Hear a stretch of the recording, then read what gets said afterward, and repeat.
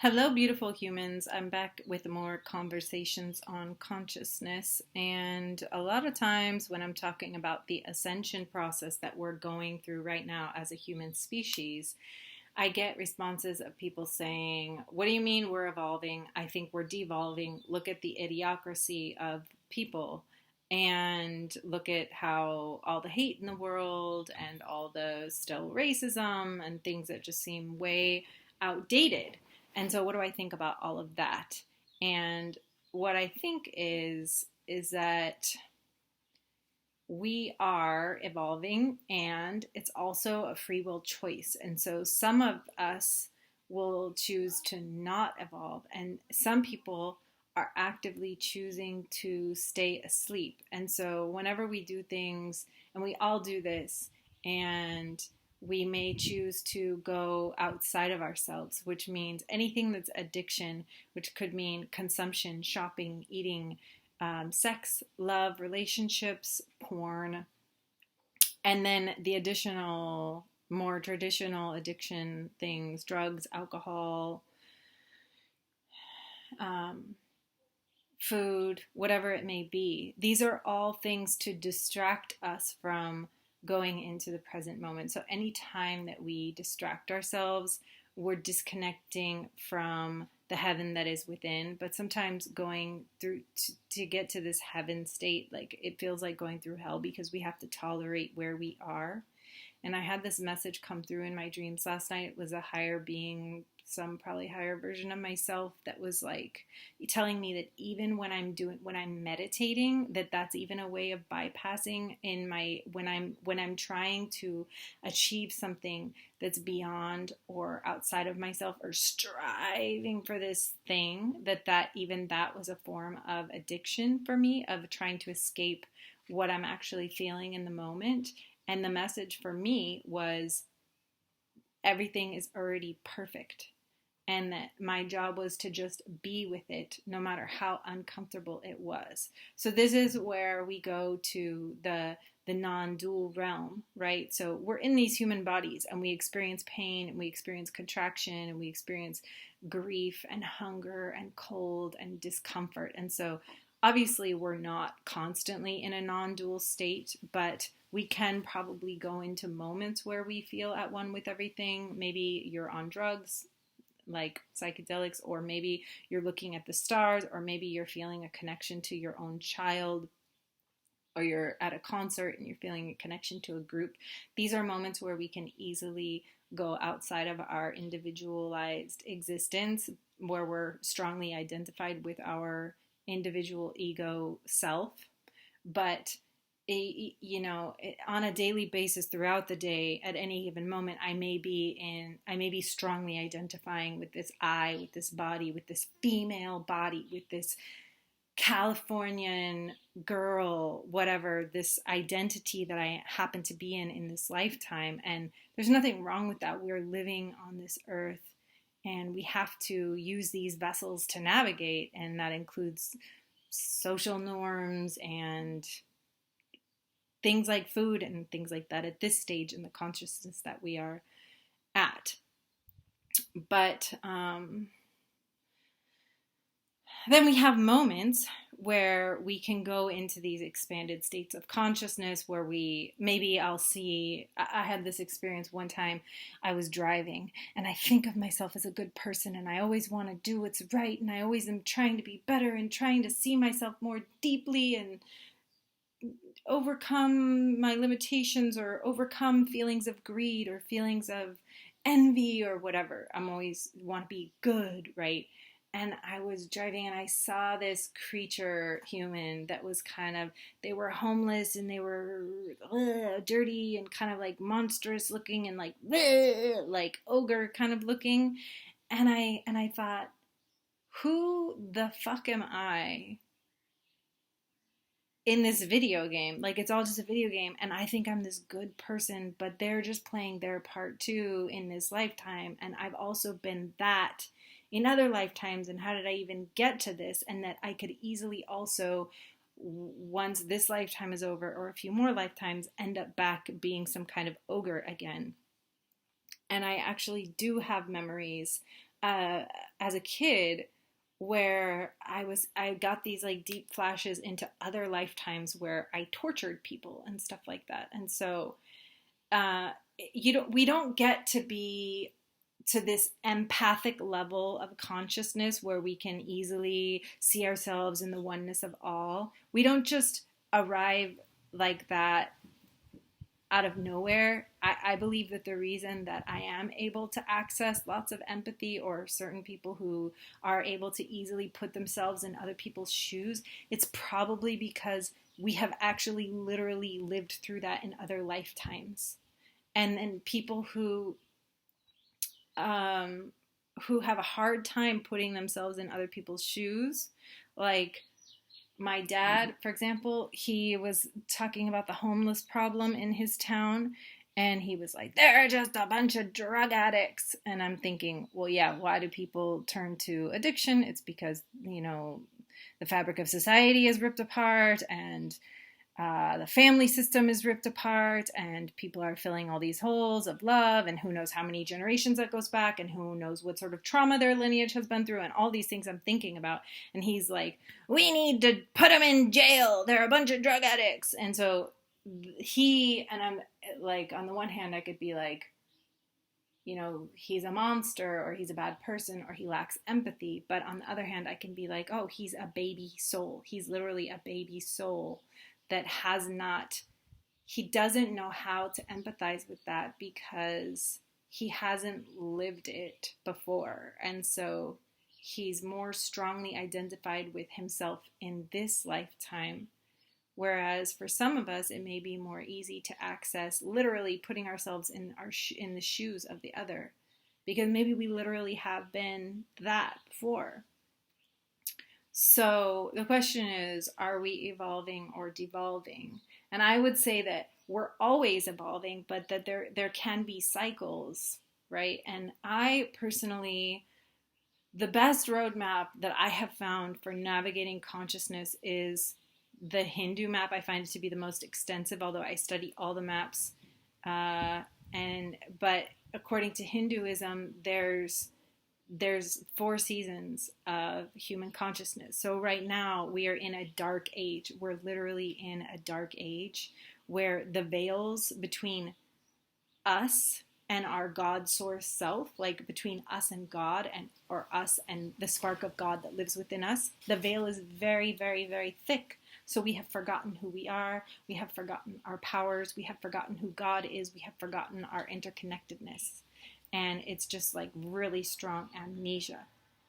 But we're actually going into a golden age. Now, the part of the map that Christ represents is that even though we are all looping in these karmic cycles of learning processes, what Christ represents in that whole process is the fact that we don't actually have to just keep looping and looping and looping and looping and looping and looping and looping, stuck in these same drama, trauma, karma cycles. What Christ represents, he comes in.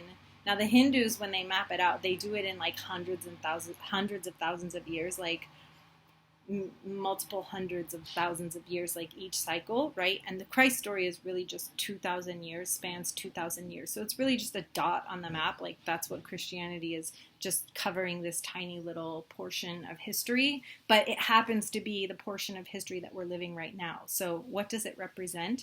It represents that as we awaken into what Bob Marley calls one love, one heart consciousness, that we are actually allowed to wipe our karma free. So you can notice karmic patterns that you are repeating that it could come from you in other lifetimes. It could come from your lineage. It could come from things that you've accumulated in this lifetime, societal collective things. At the end of the day, everything is collective depending on where you're zooming in or out from. So what Christ consciousness represents, or one love, one heart, is accessing a certain level where you get to make a quantum jump, and you kind of get like a get out of jail free pass, and you can literally just release your karma without having to like endlessly pay it back. And it's hard to pay it back without getting sucked back into it, which is why it keeps looping. So are we evolving or devolving? The answer is that humanity as a whole and the earth herself is on this ascension trajectory, and that it's a free will choice, and that many people are actively choosing to stay asleep.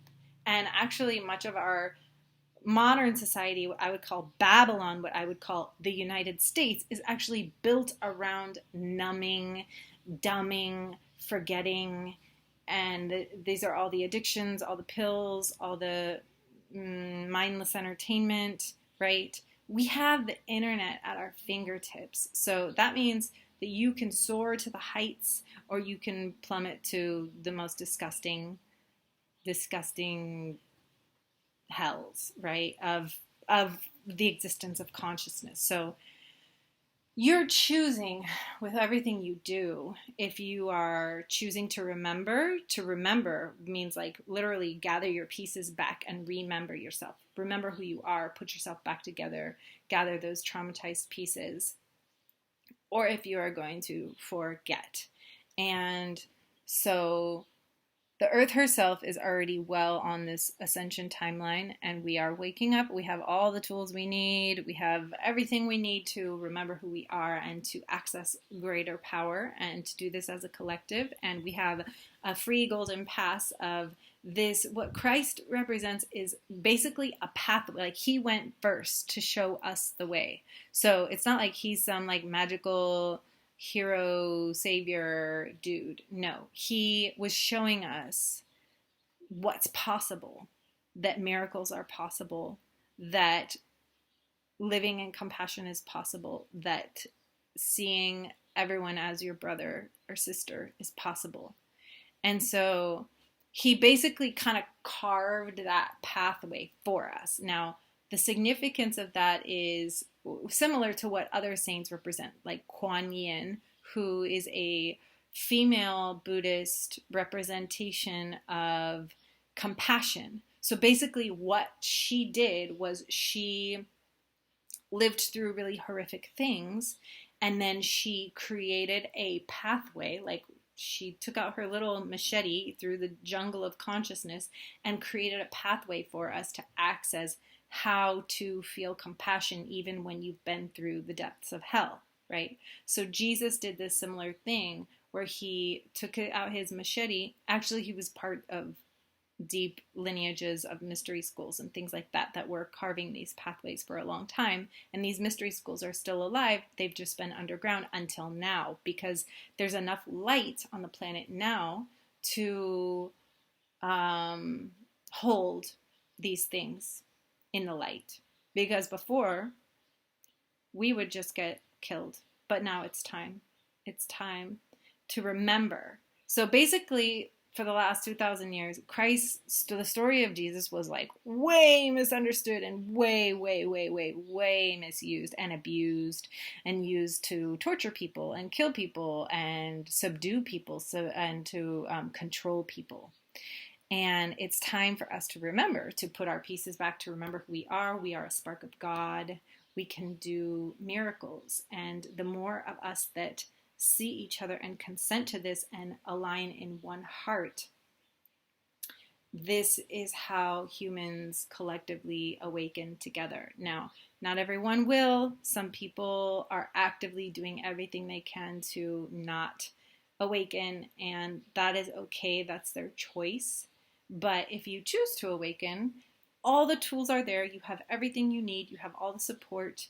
You have the internet, you have other people who are awakened, and you'll begin to see them, people who are awakening to their Christ consciousness. I see them everywhere now, and we recognize each other. It's like, and the way that it works is that we are living in one heart.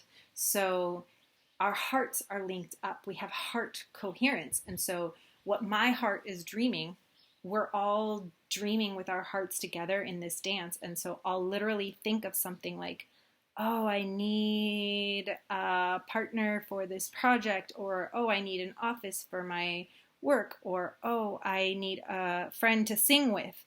And their heart is linked up with my heart. We become one heart. We become a collective consciousness that's dancing together.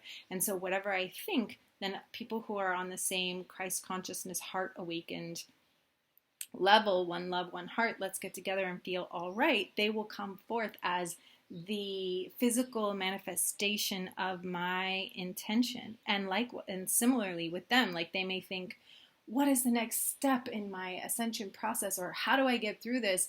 But if they're awakened in their heart, then maybe I will appear for them and I will say, hey, I got you, let's go to the river, and um, I'll teach you this new tool that I learned in my dream last night of how to release trauma. And this is how we live as a collective consciousness that is activated in our hearts. This was what it would be like if everybody was like Jesus. And we are going into this golden age, but it's going to take however long it takes. I'm not exactly sure. So this is just the beginning. This is just the beginning. And so it's going to feel like turmoil because all the old way, the old system, it's dying and it's crumbling and it's fighting for its life. But we have already emerged. Like the momentum of the light is strong. So I guess like overall we're evolving, but in that same process, there's a lot that's crumbling. So wherever you find yourself in this, my prayer for you is that you experience any changes or any situations that are going on the planet now with peace, and that you find all the support you need to make it through each moment and to get where you need to go with ease and with grace. And happy ascension, human family. I love you.